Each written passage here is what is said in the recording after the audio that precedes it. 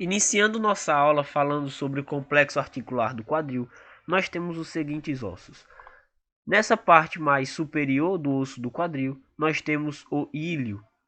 Vejam que o ilho vai constituir essa parte mais superior do acetábulo.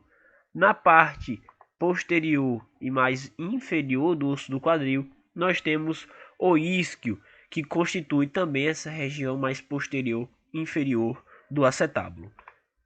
Enquanto o pubis, o osso que fica mais anterior e mais inferior, constitui também essa parte mais anterior e inferior do acetábulo. O ilho vai se articular com o sacro e vai formar o que chamamos de articulação sacro-ilíaca. Enquanto o pubis, nessa região da sínfise púbica, vai se articular com o outro pubis. Esse aqui representado é o pubis do lado esquerdo, que irá se articular então com o pubis do lado direito. E vejam, como a gente já viu, que os três ossos, o ilho, o isquio e o pubis, vão constituir o acetábulo. Então, o fêmur vai se articular com os três ossos do quadril no acetábulo. Indo falar agora dos acidentes ósseos do ilho, nós temos nessa parte mais anterior, voltada para a medial, a fossa ilíaca. Esse contorno aqui em cima nós chamamos de crista ilíaca. E nós temos 4 espinhas ilíacas que estão aqui representadas. E seus nomes são derivados às suas posições anatômicas distribuídas no osso. Vamos ver o seguinte. Aqui é a parte anterior, ok? E aqui a parte posterior, a gente sabe disso por causa do sacro que está aqui na parte posterior. Então, nós temos aqui a espinha ilíaca antero-superior, a espinha ilíaca antero-inferior. Uma curiosidade é que nós temos dois músculos que se originam, um na espinha ilíaca antero-superior e um na espinha ilíaca antero-inferior, que gera muita confusão. O que se origina na espinha ilíaca antero-inferior vai ser o reto femoral, ok? E na espinha ilíaca antero-superior, também chamada de eias, será o músculo sartório. Como fazer para saber isso? Na espinha ilíaca antero-superior, vejam que superior começa com a letra S, será a origem do músculo sartório, que também começa com a letra S. Na parte posterior, nós temos a espinha ilíaca póstero-superior e póstero-inferior. Essa face posterior aqui, chamada de face glútea, onde será o local de origem dos músculos glúteo máximo, médio e mínimo.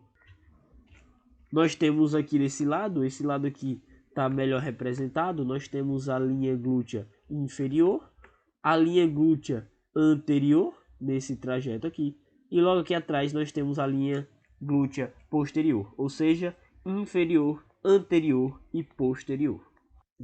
Falando agora do osso isquio, nós temos a incisura isquiática maior e a incisura isquiática menor. Essa espinha aqui é chamada de espinha isquiática. Essa proeminência, essa parte um pouco mais arredondada aqui, é chamada de túber isquiático.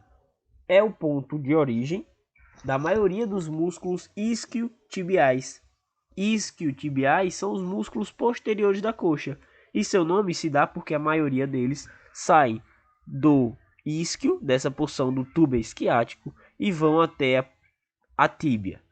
Antes da gente falar do pubis, nós temos esse grande forame aqui, chamado de forame obturado. O próprio pubis, nessa região, tem uma articulação chamada de sínfise púbica. E aqui, nessa região de contato entre um pubis e o outro, nós temos o tubérculo púbico, que é essa proeminência aqui representada. Antes de falar do fêmur, nós precisamos falar do acetábulo, que tem 4 estruturas. Na borda do acetábulo, nós temos o limbo do acetábulo. Essa face mais clara aqui é chamada de face semilunar do acetábulo. Essa parte um pouco mais funda é chamada de fossa do acetábulo. E essa falha aqui, na abertura da face semilunar, nós temos a incisura do acetábulo. Essas 4 estruturas vão compor o acetábulo. o limbo, a face semilunar, a fossa do acetábulo e a incisura do acetábulo. Hoje iremos abordar apenas a parte proximal do fêmur. Na próxima aula, quando a gente for falar de joelho, iremos abordar a parte distal desse osso. Eu rebati agora um lado da pelve para que a gente pudesse ver a fóvea da cabeça do fêmur.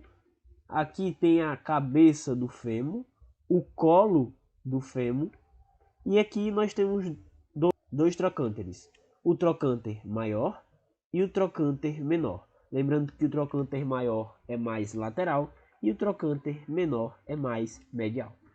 Vejam que aqui na parte posterior, essa junção dos trocânteres, ela é um pouco mais proeminente do que na parte anterior.